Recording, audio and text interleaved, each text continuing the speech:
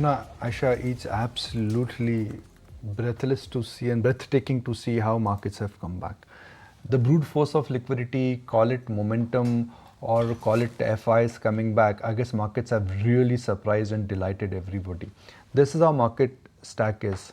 From the verdict day low, the small cap index is up 14%, the mid cap index is up 11%, and the Nifty is up 6%. That makes India one of the best performing markets, at least in the region, so to speak. So that is how the market stack right now is. Where do we go from here? Well, you cannot argue with flows and you cannot argue with momentum. The short covering in the market, I think, is an evidence that how traders got it wrong and how positioning in the market clearly seems to be changing. So when market in a sense is going through two things, which is bout of short covering or short squeeze in the FNO market and fresh flows into the mid and the small cap markets, you have to respect that, and that is what you should do. So rather than preempting that how much more markets would go, rather than preempting that okay, this is it in terms of the market rally, I guess one should simply acknowledge that markets have surprised everybody, they've delighted everybody.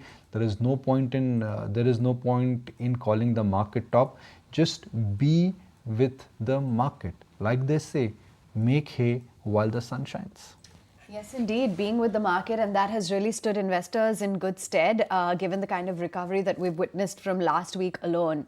Let's get a move on then, and there's also the cement sector that's in the spotlight. The Adani Group's Ambuja Cement actually announced yesterday that they're going to acquire a Hyderabad-based cement company, Penna Cement, and this is for an enterprise value of about 10,422 crore rupees.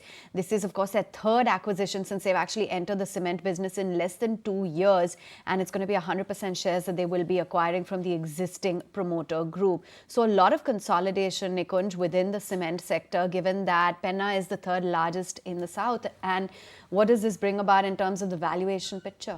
See, the big ones are only getting bigger, and we saw a similar kind of an consolidation, let's say in steel a couple of years ago. It was more like a forced consolidation which happened, but that consolidation led to the dynamism or the dynamics of the steel sector changing in terms of the pricing comeback. Now, cement is also, at least is a fragmented industry. You've got large players on one side and you've got multiple regional players. The fact that ACC Ambuja was acquired by Adani and now they're expanding their operations, it clearly means that they have ambition really to be a large all India player. What it really means that the M&A which everybody's been speaking about in the cement space, that is the real deal. And see, if one really looks at the valuations of the smaller cement companies and compare them with the bigger cement companies, of course, efficiencies are different, market size is different, all that is different.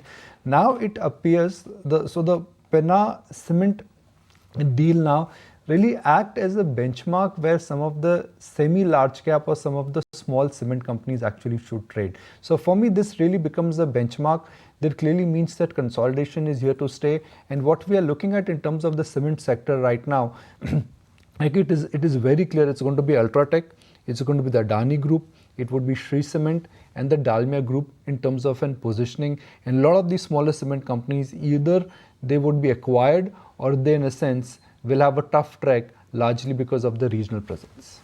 Oh yeah, absolutely. And cement has been, in any case, powering up ahead for the last many trading sessions. There's also chatter that perhaps GST, which is currently at 28%, may actually be reduced for cement in the upcoming GST Council meeting. But that aside, talking about the market recovery, Nikunj, look at how some of these PSUs, the most overheated quote-unquote space in the market, so to speak. The way some of these stocks have panned out since the verdict day lows, BHEL, Hudco, New India Assurance, all of them have given returns of 20% plus. See, I think I look at it in terms of three trends. Number one is that all of us thought that, look, the PSU juggernaut will hit a pause or the entire rally will stall. But markets have given a different verdict, so to speak. It's back to PSUs, it's back to the defensive names, back to names like BHEL and back to names like Hudco. So markets are saying that PSU was in a leadership space and PSU will continue to be the leader. There has been a bit of a shakeout which clearly has happened, but that shakeout actually has been bought into. So nothing from a market standpoint or position standpoint changes for, let's say, defense or for power, or even for that matter, even your housing finance companies or your real estate, PSUs dominated companies. What is interesting is that if you look at the Nifty 50, this is where the real, change has happened. From the verdict day, the top mover actually Shriram Finance. Who would have thought that from 4th of June, Shriram Finance will go up by 18%, followed by, let's say, Tata Steel, Ultratech. So the Nifty 50 positioning clearly seems to be different. Now, you cannot read too much into a movement in Shriram Transport Finance along with ONGC or Tata Steel because they are very different businesses. But for me, the 2 or 3 names which really tell me the indication of the market mood is that if you look at HUL from the election day or from the verdict day, it's down. Yes, that was one of the biggest outperforming stocks. Everyone thought that the shift is going to go back to defensives. That is down. ITC is not given any returns. Similarly, look at the graph of Britannia. These were the high flyers. I shall remember on 4th of June, HUL was a 4-5%. Britannia really hit out of the park. ITC was roaring to make a comeback. Britannia. So, from a market standpoint, defensives, they give you a deep swell, and that lasted for just a day, or maybe there was no follow-up buying. I remember that the next day also we saw buying coming back into the so-called consumer and rural facing companies. But net, they've knocked off all the gains. It's back to PSUs, back to capex. So markets are saying that what happened on 4th of June was an aberration. It came and went. Like they say in life, forget and move on. Yeah, and that's exactly what we saw. The defensive trade really seems to be petering out. It was sort of that one-day wonder that played out within the heavyweights in the FMCG space, because that's the chart of the 4th of June that you're seeing, and the kind of run-up that we've witnessed up until yesterday. And it's clearly petered out. But the interesting bit is the way the broader markets have performed, in particular the small cap end of the market. And just the other day we were discussing it, the recovery that we've seen from those June 4 lows has been spellbinding, as now they're sitting close to record highs, a 14% up move since last week, Nikunj. So you got to ask yourself now, what's next?